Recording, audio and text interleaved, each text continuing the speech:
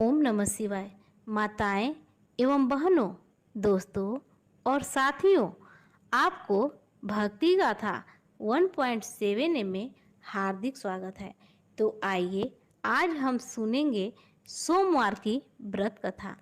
एक समय की बात है, किसी नगर में एक साहूकार रहता था। उसके घर में धन की कोई कमी नहीं थी, लेकिन उसकी कोई संतान नहीं थी।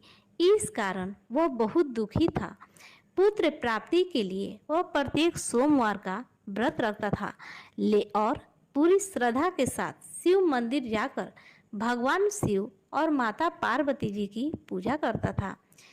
उसकी भक्ति देखकर एक दिन माँ पार्वती प्रसन्न हो गई और भगवान शिव से उस साहूकार की मनोकामना पूर्ण करने की आग्रह किया।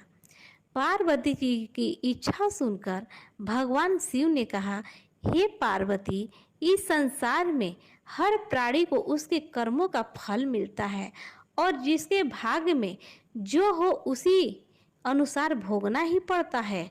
लेकिन पार्वती जी ने साहूकार की भक्ति का मान रखने के लिए उसकी मनोकामना पूर्ण करने की इच्छा जताई। माता पार्वती के आग्रह पर शिव जी ने साहूकार को पुत्र प्राप्ति का वरदान तो दे दिया, लेकिन साथ ही यह भी कहा कि उसके बालक की आयु केवल 12 वर्ष की होगी। माता पिता और भगवान शिव की बात को साहूकार सुन रहा था। उसे न तो इस बात की खुशी थी और न ही दुख। वह पहले की भांति शिव जी की पूजा करता रहा। कुछ समय के बाद साहूकार के घर एक सुंदर सा पुत्र ने जन्म लिया। जब वह बालक 11 वर्ष का हो गया तो उसे पढ़ने के लिए काशी भेज दिया गया।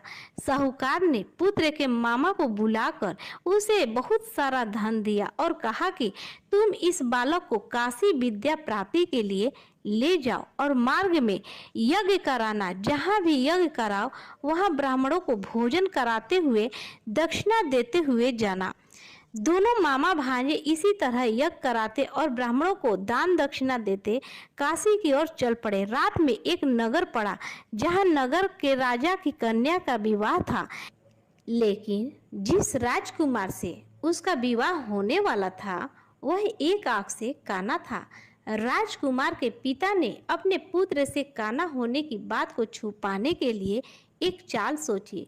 साहूकार के पुत्र को देखकर उसके मन में एक विचार आया। उसने सोचा, क्यों न इस लड़के को दूल्हा बनाकर राजकुमारी से विवाह करा दूं। विवाह के बाद इसको धन देकर विदा कर दूंगा और राजकुमारी को अपने नगर ले जाऊंगा। लड़के को दूल्हे के वस्त्र पहनाकर राजकुमारी से विवाह करा दिया गया। लेकिन साहूकार का पुत्र ईमानदार था। उसे यह बात न्याय संगत नहीं लगी। उसने अवसर पाकर राजकुमारी की चुन्नी के पल्ले पर लिखा कि तुम्हारा विवाह तो मेरे साथ हुआ है, लेकिन जिस राजकुमार के संग तुम्हें भेजा जाएगा वह एक आंख से काना है। मैं तो काशी पढ़ने जा रहा हूँ। जब राजकुमारी ने चुन्नी पर लिखी बातें पढ़ी तो उसने अपने माता पिता को यह बात बताई। राजा ने अपनी पुत्री को विदा नहीं किया, जिससे बारात वापस चली गई। दूसरी ओर साहूकार का लड़का और उसका मामा काशी पहुंचे और वहां जाकर उन्होंने यज्ञ किया।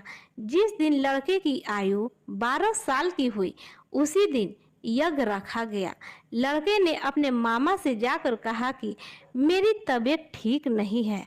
मामा ने कहा कि तुम अंदर जाकर सो जाओ। शिव जी के वरदान अनुसार कुछ ही देर में उस बालक का प्राण निकल गया। मृत भांजे को देखकर उसके मामा ने विलाप शुरू किया। संयोगवश उसी समय शिव जी और माता पार्वती उधर से जा रहे थे। पार्वती ने भगवान से कहा, स्वामी, मुझे इसके रोने के स्वर सहन नहीं हो रहा है। आप इस व्यक्ति के कष्ट को अवश्य दूर करें। जब शिव जी मृत बालक के समीप गए तो वह बोले कि यह उसी साहूकार का पुत्र है जिसे मैंने 12 वर्ष की आयु का वरदान दिया। अब इसकी आयु पूरी हो चुकी है। लेकिन मृत भाव से विभोर माता पार्वती ने कहा कि हे महादेव, आप इस बालक को और आयु देने की कृपा करें, अन्यथा इसके वियोग में इसके माता पिता भी तड़प तड़प कर मर जाएंगे। माता पार्वती के आग्रह पर भगवान शिव ने उस लड़के को जीवित होने का वरदान दिया। शिव जी की कृपा से वह लड़का जीवित हो गया। शिक्षा समाप्त करके लड़का मामा के साथ अपने नगर की ओर चल दिया। दोनों चलते हुए उसी नगर में पहुँचे जहाँ उसका विवाह हुआ था। उस नगर में भी उन्होंने यज्ञ का आयोजन किया। उस लड़के के ससुर ने उसे पहचान लिया और महल में ले जाकर उसकी खातिरदारी की और अपनी पुत्री को विदा किया। इधर साहूकार और उसकी पत्नी भूखे प्यासे रहकर बेटे की प्रतीक्षा कर रहे थे। उन्होंने प्रण रखा था कि यदि उन्हें अपने बेटे की मृत्यु का समाचार मिला तो वह भी प्राण त्याग देंगे, परंतु अपने बेटे के जीवित होने का समाचार पाकर वह बेहद प्रसन्न हुए। उसी रात भगवान शिव ने व्यापारी के स्वप्न में आकर कहा, हे श्रेष्ठी, मैंने तेरे सोमवार के व्रत करने और व्रत कथा सुनने से प्रसन्न होकर तेरे पुत्र को लंबी आयु प्रदान की है। इसी प्रकार जो कोई सोमवार का व्रत करता है या कथा सुनता है, भगवान उनकी सभी दुख दूर करते हैं और उनकी सभी मनोकामनाएं पूरी करते हैं। औरतें सदा सुहागन बनी रहती हैं। घर में किसी प्रकार का बाधा संकट कभी नहीं आता है। तो प्रेम से बोलिए ओम नमः शिवाय। दोस्तों, अगर आपको हमारी वीडियो अच्छी लगती हो तो लाइक, शेयर, कमेंट एवं सब्सक्राइब जरूर करें। धन्यवाद। भगवान आप सबकी मनोकामनाएं पूरी करें।